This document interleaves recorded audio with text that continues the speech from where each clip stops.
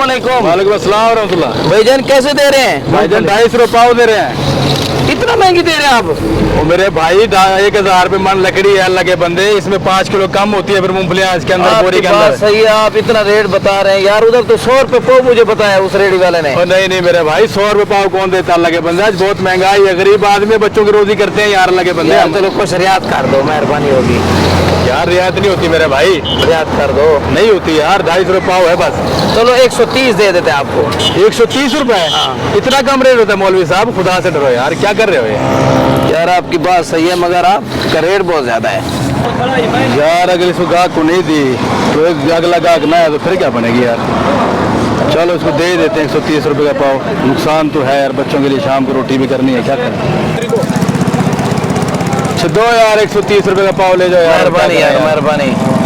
चलो यार कुछ ना कुछ आया यार। कौन सा बिल ला दें प्लीज।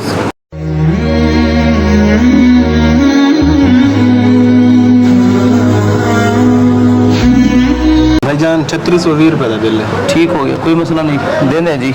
ये देखिए मेरे भाइयों, आपने बाहर से मूंगफलियाँ ली और उसके लिए 20-30 रुपए के लिए आप कितनी बहस कर रहे थे, और इधर आपने अच्छे होटल में आके खाना खाया और आपका इतना ज़्यादा बिल बना है जो आप अदा कर रहे हैं। और इन्होंने कितना कमाया होगा, और एक बार रेडी पे खड़े होने वाला वो कितना कमा रहा है, वही उसने 30-40 रुपये कमाने थे जो आपने उसे 20-30 रुपये रियायत करवा ली है। ये सोचें की वजह से उसका घर चलता है और आपने उसको रियायत करवा के उससे वो भी पैसे ले लिए हैं। तो ये पैगाम, ये व्लॉग इसलिए था कि ताकि हम रेडी वालों से मोहब्बत करें। जैसे होटलिंग के ऊपर आके हम बड़े बड़े रेस्टोरेंट पे जाके हम बेधड़क पैसा खर्च कर देते हैं, लेकिन एक रेडी वाली से हम 20 रुपए की रियायत करवाते हैं। शायद कि हमारा ईमान हमें इस बात की इजाज़त नहीं देता कि हम ऐसा करें। अल्लाह हमें गुरबा से मोहब्बत की तौफीक अता फरमाए। वस्सलाम।